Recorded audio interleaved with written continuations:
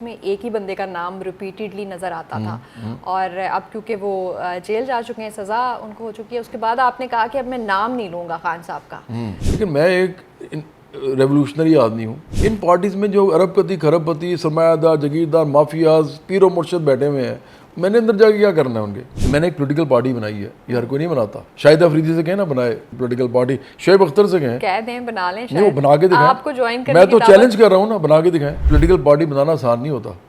Political party या तो आपको एस्टेब्लिशमेंट बना के देती है, जो कि नवाज शरीफ के केस में भी हुआ, जुल्फ़िकार अली भुट्टो के केस में भी हुआ और इमरान खान के केस में भी हुआ। अगर ये जो पॉलिटिकल पार्टीज़ हैं इस तरह की जितनी भी बनी है, इमरान खान से लेके नवाज शरीफ से लेके जुल्फ़िकार अली भुट्टो से लेके, ये अगर सही बुनियादों पे आइडियोलॉजिकल काम करती और ये लड़ती मैनिफेस्टो के ऊपर, लोगों के मसाइल के ऊपर, तो हमें ज़रूरत ही नहीं थी पार्टी बनाने की। और अभी सादिक खान को उन्होंने मेयर बनाया है, सेकंड टाइम वो बना है। और वो पता किसका बेटा है? वो एक पाकिस्तानी मुसलमान इमिग्रेंट बस ड्राइवर का बेटा है। और फिर आप कह रहे हैं कि इस्टेब्लिशमेंट के बगैर भी, पैसे के बगैर भी आप इतनी बड़ी सियासी मगरमच्छ जमातों के दरमियान जो है वो अपनी कैसे जगह बनाएंगे? तो आपको लगता है कि मैंने ठेका लिया हुआ है इस कौम का?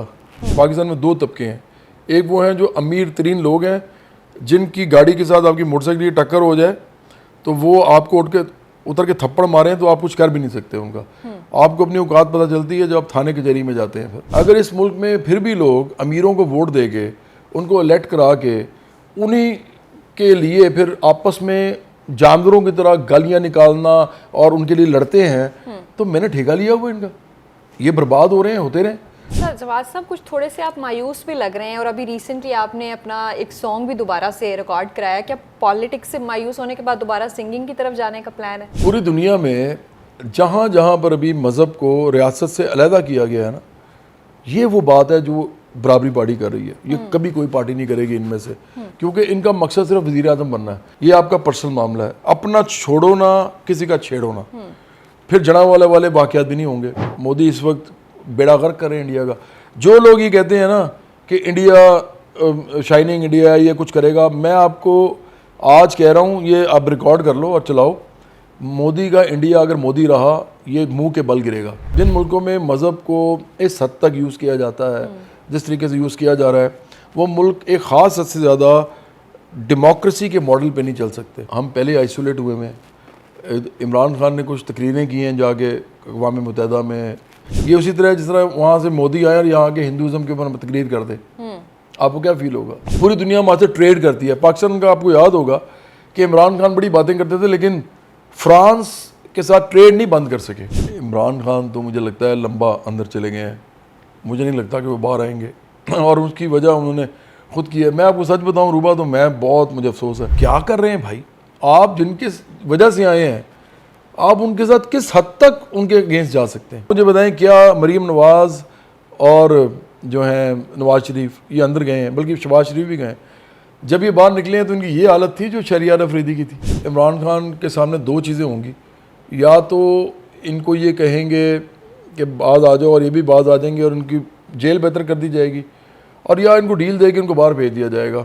ये जो इनका दोबारा सियासत में आना जो है ना, मुझे ये मुश्किल लग रहा है। अगर ये दोबारा सियासत में आए तो मैं तो उनका डेफिनेटली मुखालिफ हूँगा, क्योंकि या तो अपना नैरेटिव चेंज करें, बराबरी पार्टी ज्वाइन कर लें। हम इनके साथ चले जाते हैं। बराबरी पार्टी ज्वाइन करने की दावत दे रहे हैं? बिल्कुल, क्योंकि हमारा नैरेटिव अच्छा है ना। मरीम नवाज शरीफ को भी दे दें शायद। मैं तो उनको देना सबको देता हूँ, लेकिन देखो ये लोग जो है ना, ये लोग चाहेंगे कि मैं उनकी पार्टीज में जाऊं, मेरे जैसे हज़ारों लोग आए और ये हमें कहें क्या हाल है भाई, ठीक हो, और क्या किया है पार्टी के लिए, कोई झंडे लगवाए हैं, ये ऐसे बातें करते हैं। ये वो लोग हैं। तो देखो, इनके साथ हमारा कोई ताल्लुक ही नहीं है। हम इनके सियासी मुखालिफ हैं, ज़ाती नहीं, सियासी मुखालिफ हैं।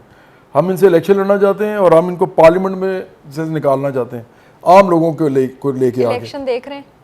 मुझे नहीं नज़र आता इलेक्शन।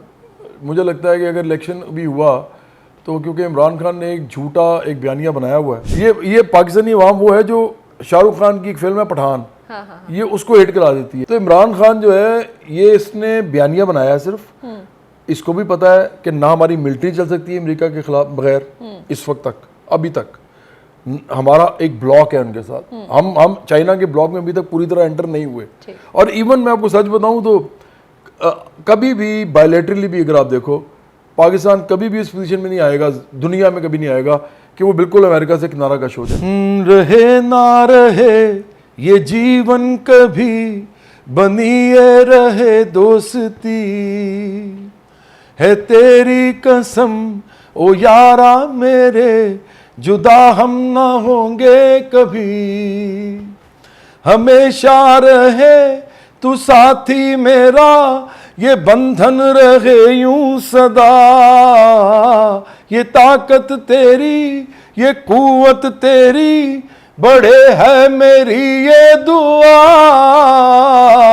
ओ मेरे यार तू मेरा प्यार, सदा रहे तू सलामत, तेरी मेरी ये दोस्ती यूं ही रहे ता कयामत। अस्सलामुअलैकुम जी, मैं हूं रुबा अरूज और आप लोग देख रहे हैं नियो डिजिटल। नाज़रीन, आज हमारे साथ मौजूद हैं जावाद अहमद, जो कि आप सबके फेवरेट सिंगर भी हैं और उसके साथ साथ बराबरी पार्टी के चेयरमैन के तौर पर सियासत में भी इनकलाब बर्पा करने की कोशिश कर रहे हैं। इनसे बात करते हैं और जानने की कोशिश करते हैं कि मौजूदा सूरत हाल में जब हर तरफ मायूसी है, ये कौन सी उम्मीद की किरण फैलाने की कोशिश कर रहे हैं। अस्सलाम वालेकुम। वालेकुम अस्सलाम। कैसे हैं आप, कैसी जा रही है आपकी सियासत? बहुत अच्छी जा रही है, और आपने जो भी इंट्रोडक्शन में कहा ना कि फैलाने की कोशिश कर रहे हैं, मुझे बड़ा मैं अम्यूज़ हुआ इस बात से, क्योंकि ये बात ठीक है। एक्चुअली पाकिस्तान के अंदर जो हम सियासत कर रहे हैं ना, ये सियासत इनकलाबी सियासत है, लेकिन हम इसको इलेक्शन के प्लेटफॉर्म से करना चाहते हैं। हम नहीं चाहते कि हम लोगों को ऑर्गेनाइज़ करके कहें जी बाहर निकलो और जो चीज़ हाथ में आए उसको तोड़ दो, और ना ये इनकलाब होता है। एक्चुअली ये तो मॉब मेंटालिटी के साथ आप डिस्ट्रक्टिव काम करते हैं। लेकिन जो पार्टीज इनकलाबी होती हैं, ख़ास तौर पे 19वीं सदी के बाद ये दुनिया में तगय्युर आया, तो वो लोग चूँकि पार्लियामेंट्री पॉलिटिक्स है या अमेरिका में कांग्रेशनल या सेनेट का पॉलिटिक्स है, तो इसके अंदर ही आपको बेसिकली लोगों के इश्यूज़ लेके जाने पड़ते हैं, और लोगों के इश्यूज़ को डिबेट, डायलॉग और डिस्कशन के ज़रिए लेजिस्लेशन के अंदर उसको ट्रांसलेट करना पड़ता है। तो मेरा ख्याल है कि वो हम कर रहे हैं, और सिर्फ हमारा एक ही इस वक्त तक जो है ड्रॉबैक है या रुकावट है, वो ये है कि जो मेन स्ट्रीम पार्टीज़ हैं वो स्पेस बहुत कम छोड़ रही हैं एक नई पार्टी के लिए इमर्ज करने के लिए, लेकिन इंशाल्लाह वो हो जाएगा जल्दी। जवाद साहब, आपका जो एक स्टाइल आप बता रहे हैं ना, मंशूर स्पेशली जो वो हमारे एशियन लोगों के लिए नहीं है, मुझे ऐसे लगता है। यहाँ पे जो मॉब मेंटेलिटी की आपने बात की वो है, जब तक आप लोगों को अंदर से, वो दिल से कहते हैं ना कि वो एक घंटी नहीं बजेगी, उस वक्त तक वो आपकी बात सुनने को तैयार ही नहीं होते। तो इस सोच के साथ कि आप, ये तो एक अमेरिकन नेशनल्स की अगर आप बात करें ना, वो इस चीज़ को समझ सकेंगे कि डिबेट होगी, डायलॉग होगी। यहाँ तो आपको लोगों को जब तक मोबिलाइज़ नहीं कर पाएंगे तो आप तो अपना पैगाम ही नहीं पहुँचा पाएंगे। हाँ, लेकिन मोबिलाइज़ करने के लिए ना, देखो इस वक्त आप यंग हो, बिल्कुल आप अपना चैनल चला रहे हो या अपना काम कर रहे हो मीडिया पे, एक बात तो आपको बड़ी अच्छी तरह पता है ना कि जो इमेज मेकिंग है ना, सोशल मीडिया पे भी और मीडिया पे भी, ये पूरी साइंस है। और इमेज मेकिंग सिर्फ इंडिविजुअल्स की नहीं होती, वो पार्टीज़ की भी होती है, ऑर्गेनाइजेशंस की भी होती है। और उसके लिए जो इम्पॉर्टेंट चीज़ है वो ये है कि रिपीटेडली वो इमेजेस या वो वीडियोस या उनकी बातें नैरेटिव बिल्डिंग के हवाले से जो ज़रूरी हैं, वो बार बार हैमर करें, आप हैमर इन करें, लोगों के अंदर पहुँचाएँ, बार बार एक ही बात। वो जब भी मोबाइल खोलें आपको नज़र आ जाए वो उस बंदे की शक्ल, उस पार्टी की बात या उसका नैरेटिव। तो ये असल मामला है। आजकल की पॉलिटिक्स बहुत sadly I will tell you कि ये इशू से ज़्यादा इमेज मेकिंग पे है, तो हमें भी वो करना पड़ रहा है। हमारा असल इशू ये है कि हमारा मैनिफेस्टो वो लोग पढ़ेंगे तो हमारे साथ आएंगे ना, और वो पढ़ेंगे कब? जब उनको ये पता होगा कि जवाद अहमद ने एक पॉलिटिकल पार्टी बनाई है और उसका नाम वो जानते हैं और पाकिस्तान के एक एक घर में जानते हैं। तो हमारी जो फेज़ है ना इस रूबा, वो ये है कि हम आउटरीच प्रोग्राम कर रहे हैं हमारी पार्टी का। राइट। अच्छा, आपका अभी तक का जो हम सोशल मीडिया इमेज की बात कर रहे हैं, अभी तक के जो आपका ट्वीट्स और पोस्ट आ रही थी उसमें एक ही बंदे का नाम रिपीटेडली नज़र आता था, और अब क्योंकि वो जेल जा चुके हैं, सज़ा उनको हो चुकी है, उसके बाद आपने कहा कि अब मैं नाम नहीं लूँगा खान साहब का। इसके पीछे क्या जो है वो रीज़न थी, नाम ना लेने के पीछे जो अवाम का दबाव था, या फिर आपने कहा अच्छा अब सज़ा हो गई है, अब छोड़ दें इनकी जान? दूसरी बात थी, देखो अवाम की अगर मुझे परवाह होती तो मैं इस तरह का आदमी होता, इस तरह का मैं हूँ। मैं तो इमरान खान को 2013 में ज्वाइन करता है, उन्होंने मुझे 4 दफ़ा कहा था, मैं इतनी दफ़ा बता चुका हूँ, डिनाई कर दें। तो 2013 में ही मुझे एहसन इकबाल जो हैं उन्होंने कहा था उसमें नून में आने के लिए, मेरे घर आए थे वो, और मेरे वालिद साहब और मेरे साथ बैठे थे, जो मेरे वालिद साहब से भी आप मिले भी हैं मिल के, वो पोलिटिकल साइंस के प्रोफेसर थे। और फिर उसी 2013 में नज़र गोंदल के भाई हैं जुल्फ़कार गोंदल, उन्होंने मुझे पीपल्स पार्टी के लिए लाहौर की टिकट के लिए कहा था। मैंने अगर ये करना होता काम तो मैं इनके साथ चला जाता, पहले से इस्टेब्लिश पार्टीज़ हैं, मैं वो टीवी पे भी बैठा होता। लेकिन मैं एक रेवोल्यूशनरी आदमी हूँ। इन पार्टीज़ में जो अरबपति खरबपति सरमायादार जगीरदार माफियाज पीरो मुर्शद बैठे हुए हैं, मैंने अंदर जाके क्या करना है उनके। तो इसलिए देखो ये जो इमरान खान है ना, इनका मामला ये था कि ये न्यूज़ क्रिएट कर रहे थे, ये रोज़ बयानिए बना रहे थे। अच्छा, एक लफ्ज़ होता है शोशा छोड़ना, ये रोज़ शोशा भी छोड़ रहे थे। अच्छा, उससे क्या होता था कि पूरी पाकिस्तान का जो पॉलिटिकल लैंडस्केप है या सिनेरियो है, उसके अंदर एक आदमी जो है वो उसके इर्द गिर्द रिवॉल्व करता था हर चीज़। तो मैं उससे कैसे अलहदा हो सकता था? हमने तो पार्टी बनानी थी। हुआ ये कि इन लोगों ने जब भी मैंने क्रिटिसाइज़ करना शुरू किया इमरान खान को, तो इन्होंने मुझे गालम गलोच ब्रिगेड मेरे पीछे लगा दी। अच्छा, मुझे वो थ्रेट भी समझते हैं। अब आपको हो सकता है आप पहले हंसें कि देखें ये क्या बात कर रहे हैं, अभी इतने क्या बात है। देखें, मेरे पास 3 चीज़ें इतनी इंपॉर्टेंट हैं जो दुनिया में अगर किसी के पास हों तो वो इसका मतलब होता है उसके अंदर पोटेंशियल है ग्रो करने का। एक चीज़ ये है कि आप अपने घर वालों से पूछो, अम्मी अबू से, दादा दादी से, नाना नानी से, कि जवाद अहमद को जानते हैं? वो कहेंगे हम जानते हैं। सब जानते हैं। अब ये कोई छोटी बात नहीं है, बिल्कुल। ये करोड़ों लोग मुझे जानते हैं इस मुल्क के अंदर, मेरे काम से, मेरे नाम से और मेरे जिसे कहते हैं ना शक्ल से। अब जब लोग मुझे इस तरह जानते हैं, और फिर मैंने 3 काम ऐसे किए हैं। एक तो मैंने पॉलिटिकल थॉट है मेरे पास पूरा, मैं एक पॉलिटिकल आदमी हूँ, मैं एक थ्योरी रखता हूँ, एक आइडियोलॉजी रखता हूँ। मेरे से बात करेगा कोई तो उसको मसला पड़ेगा, आसान नहीं होगा मेरे से बात करना। तो मैं एक प्रिपेयर्ड आदमी हूँ। दूसरा, मैंने एक पॉलिटिकल पार्टी बनाई है, ये हर कोई नहीं बनाता। शाहिद अफरीदी से कहें ना बनाए पॉलिटिकल पार्टी, शोएब अख्तर से कह दें बना लें, नहीं वो बना के दिखाएं। आपको ज्वाइन करने मैं तो चैलेंज कर रहा हूँ ना, बना के दिखाएं। पॉलिटिकल पार्टी बनाना आसान नहीं होता। पॉलिटिकल पार्टी या तो आपको एस्टेब्लिशमेंट बना के देती है, जो कि नवाज शरीफ के केस में भी हुआ, जुल्फ़िकार अली भुट्टो के केस में भी हुआ और इमरान खान के केस में भी हुआ। अच्छा, फिर पॉलिटिकल पार्टी तो उन्होंने बनाई, लेकिन इक़्तिदार कैसे हासिल किया सबको मालूम है। पीछे तो थे ना कोई लोग, हम तो नहीं उनके साथ जाते। हम तो कहते हैं हम उनकी इज्जत करते हैं, प्यार करते हैं, लेकिन प्रिंसिपली हम समझते हैं कि आप बूट पॉलिश नहीं कर सकते अगर आप सियासी पार्टी हैं।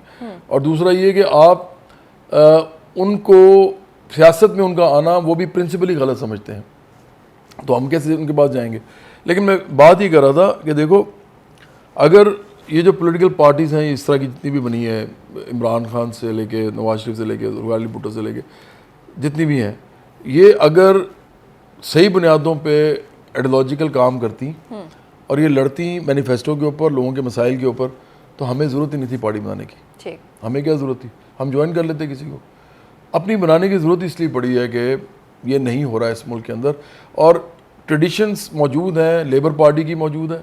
एडवांस्ड कंट्रीज में देखो तो लेबर पार्टी खड़ी हुई है, जिसके प्राइम मिनिस्टर्स बनते हैं और आम लोग होते हैं इंग्लैंड के अंदर। और अभी सादिक खान को उन्होंने मेयर बनाया है, 2nd टाइम वो बनाया, और वो पता किसका बेटा है? वो एक पाकिस्तानी मुसलमान इमिग्रेंट बस ड्राइवर का बेटा है। 4 चीज़ें उसके साथ गलत हैं। एक पाकिस्तानी है, इंग्लिश नहीं है, ब्रिटिश नहीं है, मुस्लिम है, क्योंकि मुस्लिम कोई ख़ास कोई ऐसे कोई इनका तो नाम नहीं है पूरी दुनिया में इस वक्त, मतलब अफसोसनाक बात है। तीसरा, वो इमिग्रेंट है, यहाँ से गया हुआ है। और चौथा, वहाँ बस ड्राइवर था, वो उसका बेटा मेयर बना दिया लेबर पार्टी ने। ये हर पार्टी नहीं कर सकती, ऐसी पार्टी कर सकती है। और आम आदमी पार्टी रिसेंट एग्जाम्पल है, और एक गरीब मुल्क के अंदर एग्जाम्पल है।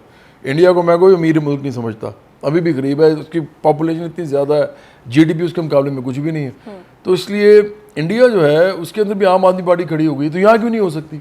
अच्छा, ये आप उन रियासतों की बात कर रहे हैं जहाँ पे लोग बहुत ज़्यादा जो है वो थोड़े से एडवांस्ड हैं, मेंटली ग्रोन अप हैं। हम पाकिस्तान में रहते हैं विदाउट, यहाँ पे तो कोई कॉन्सेप्ट ही नहीं है कि आप पैसे के बगैर इलेक्शन भी लड़ सकते हो, और फिर आप कह रहे हैं कि इस्टेब्लिशमेंट के बगैर भी, पैसे के बगैर भी आप इतनी बड़ी सियासी मगरमच्छ जमातों के दरमियान जो है वो अपनी कैसे जगह बनाएंगे, कितने साल लग जाएंगे? अच्छा रूबा, फ़र्ज़ करो कि हम नहीं बना पाते, तो आपको लगता है कि मैंने ठेका लिया हुआ है इस कौम का?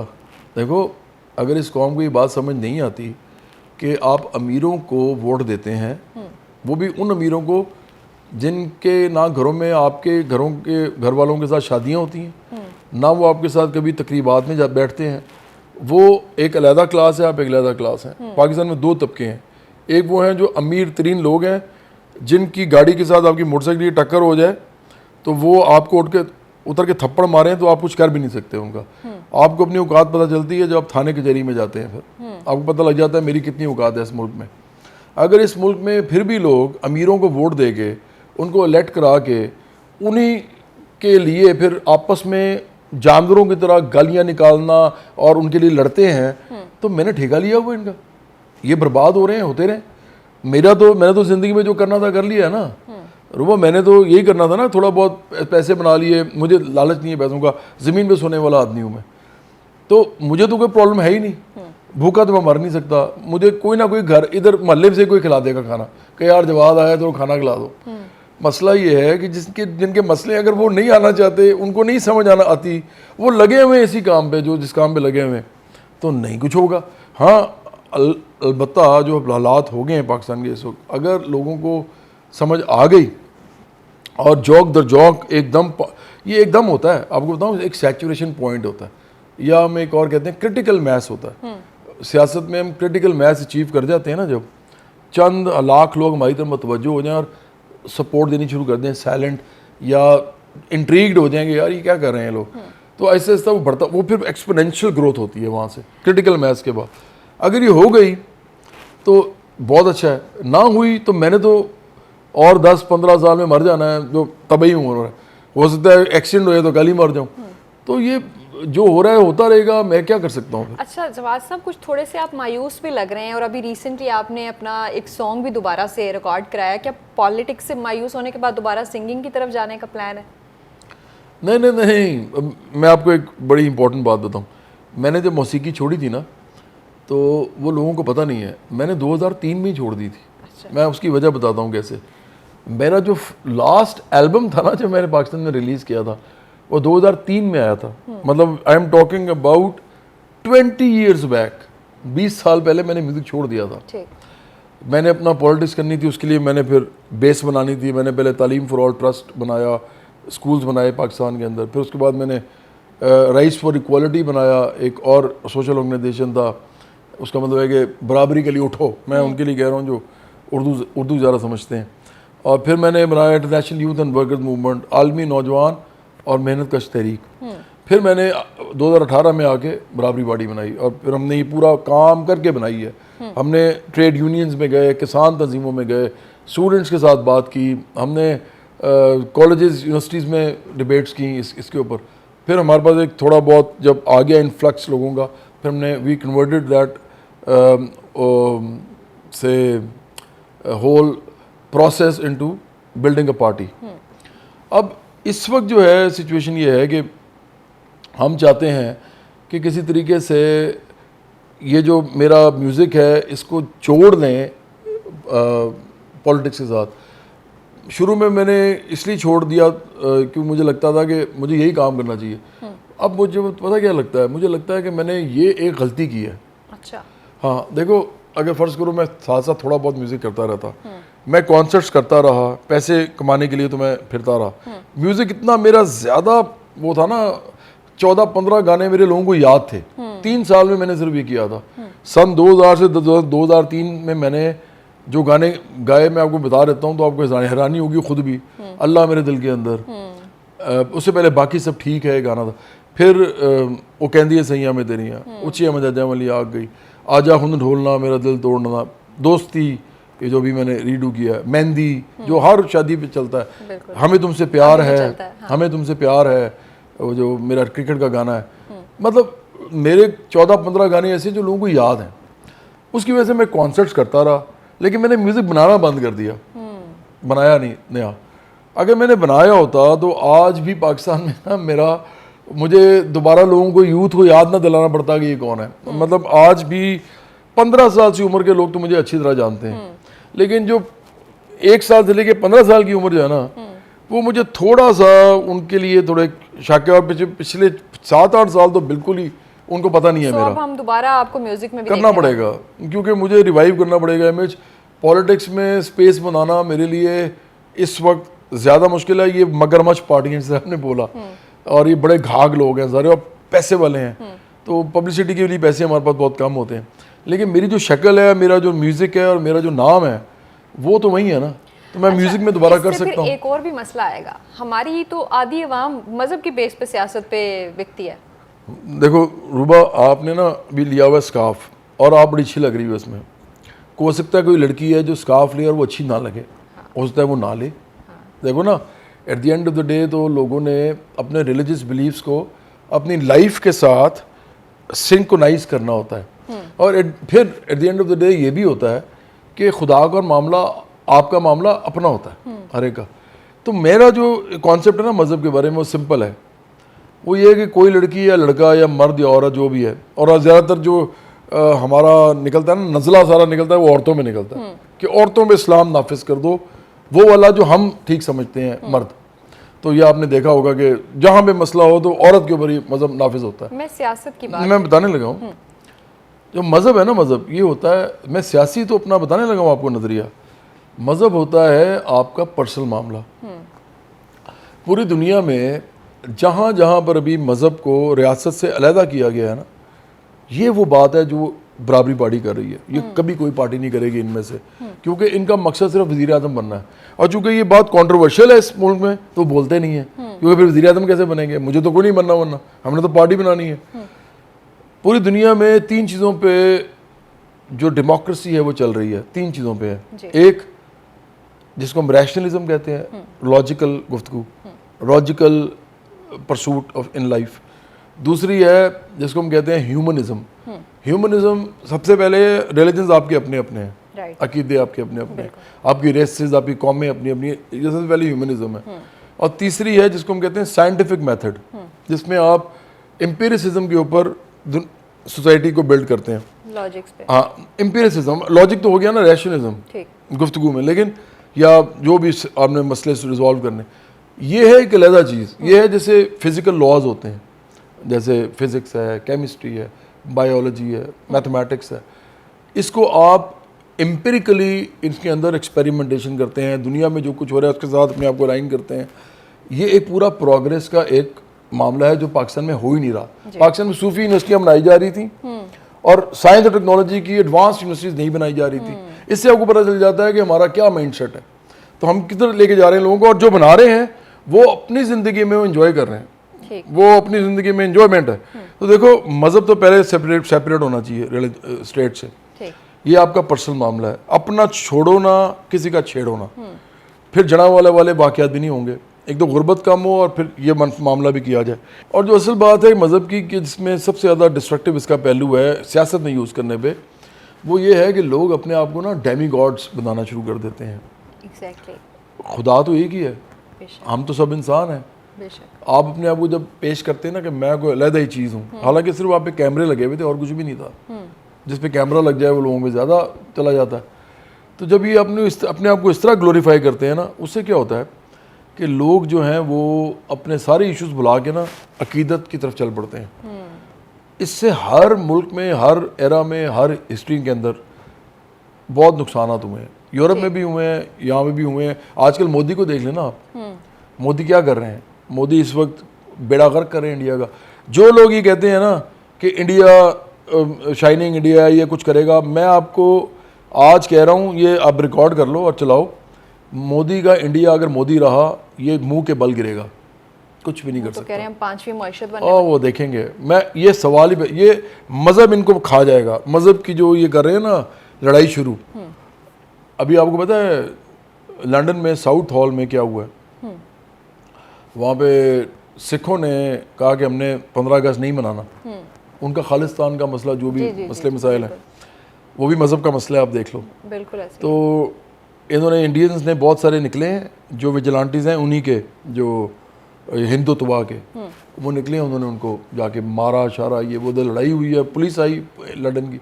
तो ये तो शुरू हो चुका हुआ है, ये तो बाहर एक्सपोर्ट कर रहे हैं इस आइडिया को। तो इंडिया के अंदर क्या बनेगा आप सोचो, करोड़ों मुसलमान हैं वहाँ और कई जो है मुख्तलिफ रिलीजन्स वहाँ पे अच्छे खासी तादाद में मौजूद हैं। एक बार लड़ाई शुरू हुई ना मज़हब पे तो वहाँ तक जाएगी जहाँ तक इंडिया सोच भी नहीं सकता। तो ये मैं नहीं बिल्कुल मानता ये बात। जिन मुल्कों में मज़हब को इस हद तक यूज़ किया जाता है, जिस तरीके से यूज़ किया जा रहा है, वो मुल्क एक ख़ास हद से ज़्यादा डेमोक्रेसी के मॉडल पे नहीं चल सकते। राइट। मैंने आपको बताया कि डेमोक्रेसी का मॉडल जो है ना वो वही है जो या तो वेस्ट में 4-5 मुल्कों में और या चाइना और जापान में है, राइट, जहाँ में separation of religion from state है। ठीक। इंडिया की तो आप बात कर रहे हैं, ये चीज़ें अब हमारे मुल्क में भी प्रिवेल कर रही हैं। जड़ावाला इंसिडेंट हमने देखा और बहुत खौफनाक था। इंटरनेशनल मीडिया पाकिस्तान का नाम लेके बहुत खौफनाक रिपोर्टिंग कर रहा था। मैं यही लोगों को समझाता हूँ, हम पहले आइसोलेट हुए में, इमरान खान ने कुछ तकरीरें की हैं जाके अक़वाम मुत्तहिदा में, वहाँ पे जाके उन्होंने जहाद की बात भी की है। आप अक़वाम मुत्तहिदा के प्लेटफॉर्म पे गए हुए हैं, आप अमेरिका के अंदर खड़े होके जो कि एक सुपर पावर है, या तो माने नहीं है ना भाई, आप उधर खड़े होके तो अपने मज़हब की बात करें। ये उसी तरह जिस तरह वहाँ से मोदी आए और यहाँ के हिंदुज़म के ऊपर तकरीर कर दे, आपको क्या फील होगा? अब लगेगा यार ये हमने आपको इसलिए तो नहीं बुलाया। तो पहले उन्होंने ये काम शुरू किया हुआ था। अब ये और भी जमातें हैं, उनको भी अब उन्होंने सर उठाना है। जो जमातें बनी ही मज़हब के नाम पे हुई हैं वो भी आएंगी। तो ऊपर से गुर्बत है नहायत, लोग जो हैं वो जल्दी चार्ज हो जाते हैं मज़हब के नाम पे। उनको आसानी से आप लेके चल भी सकते हैं, क्योंकि मज़हब के नाम पे तो फिर एक आदमी को पहले ही गुस्सा, नफ़रत, हसद हो उसके अंदर, तो उसको आप सबसे ज़्यादा जो इग्नाइट कर सकते हैं ना, तीली लगा सकते हैं, तो वो मज़हब की लगा सकते हैं या फिरके की। तो वो होना शुरू हो गया है। अभी रिसेंटली कोई जो लेजिस्लेशन हुई है या होने वाली है, उससे कोई पता नहीं अगला टारगेट जो है वो शिया बन जाएंगे जी, ये माइनॉरिटी में है। तो देखिए मैं तो समझता हूँ कि बराबरी पार्टी का जो मौक़िफ़ है ना, कि मज़हब को हर एक का पर्सनल मामला रखें और उसकी इज़्ज़त करें, जो भी वो समझता है। आप इसके ऊपर सियासत ना करें। तो ये जो हो रहा है ये सियासी अमल है सारा। इसके अंदर जो फ़ायदे उठा रहे हैं वो तो उठा रहे हैं, जो लोग छोटे छोटे फ़ायदों के लिए कर रहे हैं, लेकिन नुकसान जो हो रहा है वो पाकिस्तान की स्टेट को हो रहा है। पूरी दुनिया में आइसोलेट हो जाएंगे हम, पूरी दुनिया हमारे से ट्रेड करती है। पाकिस्तान का आपको याद होगा कि इमरान खान बड़ी बातें करते थे, लेकिन फ्रांस के साथ ट्रेड नहीं बंद कर सके, आपको याद होगा। बिल्कुल। क्यों नहीं कर सके? क्योंकि रियलिटीज़ ये हैं असल में कि फ्रांस ना सिर्फ हमारी आर्मी के अंदर उसके मामला होते हैं, वो हमें हथियार वगैरह देता है और उसके हथियार पहले से पड़े हुए, मेंटेनेंस भी होती है, प्लस हमारी जो उनके साथ एक ट्रेड एग्रीमेंट्स हैं वो बहुत बड़े बड़े एग्रीमेंट्स हैं। हमारी तो इकॉनमी बैठ जाए। तो इसलिए ये जो लोग कहते हैं ना जी कोई फ़र्क नहीं पड़ता, हम तो ये भी करने को तैयार हैं, यही लोग बाद में लोगों के घरों में घुस के उनके चीज़ें उठा रहे होंगे, क्योंकि उनके पास खाने को नहीं रोटी होगी। तो ये एक नहायत मैं समझता हूँ एक डार्क मोमेंट है पाकिस्तान के अंदर, और मैं इसकी मजम्मत करता हूँ। अगर किसी उधर माइनॉरिटी ने भी कुछ किया है तो आपको बड़ा दिल करना चाहिए था, पुलिस को चाहिए था कि मामला करती, और अगर पुलिस जल्दी नहीं भी आई तो आप बाद में चले जाते पुलिस के पास और जाके रजिस्टर कराते।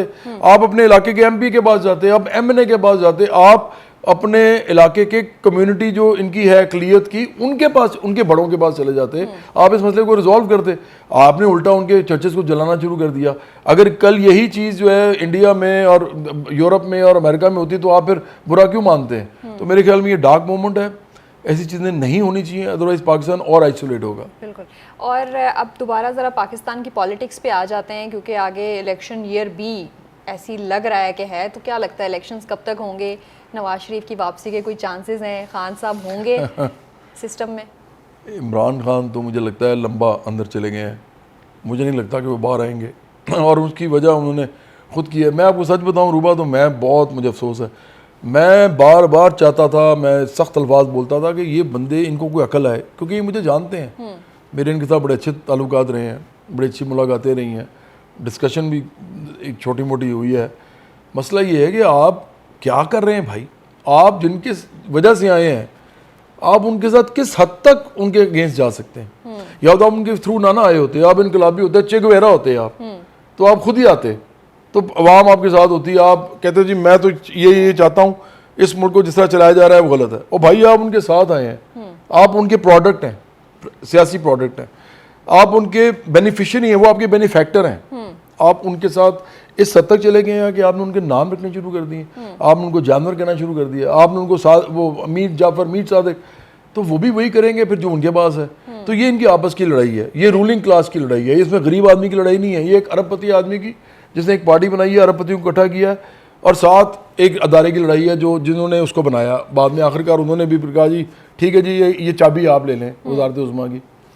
तो मैं ही समझता हूँ कि अफसोसनाक बात है, मैं नहीं चाहता था कि वो जेल में जाएं, लेकिन अब चूंकि नवाज शरीफ का खैर क्या उनके बारे में क्या बात करनी, देखें ये बात तो ये किया, ये बात तो उन्होंने भी यही किया एग्जैक्टली, लेकिन वो इस हद तक नहीं गए। इस हद तक जाते तो उनके साथ भी यही होता, और वही जेल में सलूक होता जो शहरियार अफरीदी और इमरान खान के साथ हो रहा है इस वक्त, क्योंकि उन्होंने जरा पैंतरा जल्दी बदल लिया, वो बड़े तेज से बाहर भाग गए। देखो ना सारे हैं तो वही अरबपति खरबपति लोग हैं, इन्होंने सारी उम्र याशी करनी है, जेल में भी याशी करते हैं। आप मुझे बताएं क्या मरीम नवाज और जो है नवाज शरीफ ये अंदर गए हैं, बल्कि शहबाज शरीफ भी गए, जब ये बाहर निकले हैं तो इनकी ये हालत थी जो शहरियार अफरीदी की थी। लेकिन वो तो कहती हैं कि मैं फ्राइंग पैन से कपड़े भी इस्त्री करती रही हूं। इनको जेल में ऐसे रखा जाता है जैसे शहजादे शहजादियां रहते हैं, और इमरान खान भी ऐसे ही रहते। अच्छा, बिल्कुल ऐसे ही रहते। ये इनके जो जिले शाह टाइप लोग हैं ना वो मारे जाते, इनके जो और लोग इसी तरह के जो बेचारे अंदर में वो लड़कियां दो चार वो गालियां निकालती थी लोगों को आके, मतलब वो गालियां बाकायदा निकालती थी, माँ बहन की गालियां निकालती थी। उनको अक्ल करनी चाहिए थी वो क्या कर रही हैं। वो बेचारी अंदर हैं, मिडिल क्लास की लड़कियां, इमरान खान बाहर होते, लेकिन इमरान खान ने जिस हद तक चले गए ना ये मैंने आपको कहा है कि ये इस वजह से इनके साथ हो रहा है। मुझे लेकिन लगता है रूबा के कुछ अरसे में इमरान खान के सामने दो चीज़ें होंगी, या तो इनको ये कहेंगे कि बाज आ जाओ और ये भी बाज आ जाएंगे और इनकी जेल बेहतर कर दी जाएगी, और या इनको डील दे के इनको बाहर भेज दिया जाएगा। ये जो इनका दोबारा सियासत में आना जो है ना, मुझे ये मुश्किल लग रहा है। अगर ये दोबारा सियासत में आए तो मैं तो उनका डेफिनेटली मुखालिफ हूँगा, क्योंकि या तो अपना नैरेटिव चेंज करें, बराबरी पार्टी ज्वाइन कर लें, या नैरेटिव चेंज करें तो हम इनके साथ चले जाते हैं। बराबरी पार्टी ज्वाइन करने की दावत दे रहे हैं। बिल्कुल, क्योंकि हमारा नैरेटिव अच्छा है ना। मरियम नवाज शरीफ को भी दे दें शायद। मैं तो उनको देना सबको देता हूँ, लेकिन देखो ये लोग जो है ना, ये लोग चाहेंगे कि मैं उनकी पार्टीज में जाऊं, मेरे जैसे हज़ारों लोग आए और ये हमें कहें क्या हाल है भाई, ठीक हो, और क्या किया है पार्टी के लिए, कोई झंडे झंडे लगवाए हैं, ये ऐसे बातें करते हैं। ये वो लोग हैं। तो देखो इनके साथ हमारा कोई ताल्लुक ही नहीं है, हम इनके सियासी मुखालिफ हैं, ज़ाती नहीं सियासी मुखालिफ हैं। हम इनसे इलेक्शन लड़ना चाहते हैं और हम इनको पार्लियामेंट में से निकालना चाहते हैं, आम लोगों को लेके आके। इलेक्शन देख रहे हैं? मुझे नहीं नज़र आता इलेक्शन। मुझे लगता है कि अगर इलेक्शन भी हुआ तो क्योंकि इमरान खान ने एक झूठा एक बयानिया बनाया हुआ है अमरीका के साथ। देखो इमरान खान के ना 4 बयानिए रहे हैं, अगर आप उनकी हिस्ट्री पूरी देखो। पहला है उनका करप्शन, दूसरा है धांधली, तीसरा है मरूसी सियासत, और अब चौथा बन गया है अमरीकी साजिश, गुलामी नामंजूर। और ये सबसे स्ट्रॉन्ग है पाकिस्तानी अवाम के लिए। इसलिए स्ट्रॉन्ग है क्योंकि ये शोशा है ना। शोशा तो हम लोग फौरन ये पाकिस्तानी अवाम वो है जो शाहरुख खान की एक फिल्म है पठान, ये उसको हिट करा देती है। इंडिया भी यही करता है। भाई बेवकूफ़ो, ये कोई फिल्म है, शाहरुख खान की फिक्र कोई फिल्म अच्छी है तो वो सवा देश है। कोई इस तरह की फिल्म देखो ना, वो नहीं देखते, वो पठान देख रहे हैं। वो भाई पठान में कौन सी चीज़ है जो जिससे को पाकिस्तान इंडिया को फ़ायदा होगा? वो तो पैसे बना रहा है शाहरुख खान, वो तो बिजनेसमैन है और वो बहुत तेज़ आदमी है, वो उसका काम ही यही है। उसे ज़िंदगी भर कुछ करना भी नहीं है, पैसे बनाने, आखिरकार वो भी दुनिया से चला जाएगा जैसे बाकी चले गए। ये लोग वही लोग हैं, ये शोशा देखते हैं, ये देखते हैं कि ग्लैमर किस चीज़ में है, वो ग्लैमर के पीछे भाग रहे हैं। हमारा एक यकीन भी है जो करा रहा है अमेरिका करा रहा है। हाँ ये देखो रूबा, अगर आप ये मुझे कहती हो ना कि अमेरिका की मर्जी के बगैर यहाँ कभी कोई गवर्नमेंट बनी है, ये भूल जाओ आप, मर्जी के बगैर। तो खान का बयानिया ठीक हुआ ना? खान का बयानिया झूठा है क्योंकि खान खुद भी फिर इसी तरह आया था। मसला ये है कि मैं आपको इस तरह समझाता हूँ। फर्ज करो आप मुझे कहते हैं कि चाय पीना जो है वो अच्छी बात है कि बुरी बात है, मैं आपको कहता हूँ चाय पीना बुरी बात है, लेकिन उससे पहले भी मैं चाय पी रहा हूँ और उसके बाद भी पी रहा हूँ। तो इमरान खान जो है ये इसने बयानिया बनाया है सिर्फ, इसको भी पता है कि ना हमारी मिलिट्री चल सकती है अमेरिका के खिलाफ बगैर इस वक्त तक, अभी तक हमारा एक ब्लॉक है उनके साथ। हम चाइना के ब्लॉक में अभी तक पूरी तरह एंटर नहीं हुए। और इवन मैं आपको सच बताऊं तो कभी भी बायलैटरली भी अगर आप देखो, पाकिस्तान कभी भी इस पोजीशन में नहीं आएगा, दुनिया में कभी नहीं आएगा कि वो बिल्कुल अमेरिका से किनारा कश हो जाए, हो ही नहीं सकता। आप अगर यहाँ लड़ाई करवाना चाहते हैं चाइना और अमेरिका की हमारे खित्ते के अंदर, फिर आप ये कर लें, ये नहीं कर सकते आप। तो इसलिए ये जो मामला है ना कि इमरान खान ने जो नैरेटिव बनाया था, ये इसने अपनी इक़्तिदार और अपनी हुकूमत के जाने पे बनाया था। ये ईगो वाला आदमी है, और ये ईगो वाला अच्छी वाली सेंस में नहीं, बुरी सेंस में। ये ईगोटिस्टिक आदमी है या ईगोइस्टिक आदमी है। ये चाहता है कि मुझे इक़्तिदार मिला, ये क्या हो गया, ये ज़ख्मी हो गया। वो ज़ख्मी हो गया, उसने कहा कि पूरी मुल्क का बेड़ा गर्क कर दो, यूथ को जो मर्जी झूठ बोलो, मुझे वापस लाओ बस किस तरीके से। तो अब वो मेरे ख्याल में ये बयानिया अब ऐसे ऐसा पिट जाएगा, जब तक ये जेल में रहेंगे शायद ये फिजल आउट हो जाए अब। Thank you so much. और हमारे साथ जवाद अहमद मौजूद थे। बातें तो बहुत सी हैं, लेकिन टाइम जो है वो आज के लिए इतना ही। आपके ख्याल में आने वाले वक्त में कब तक इलेक्शन हो सकते हैं और आने वाली हुकूमत किसकी होगी, कमेंट सेक्शन में अपनी राय का इजहार ज़रूर कीजिएगा।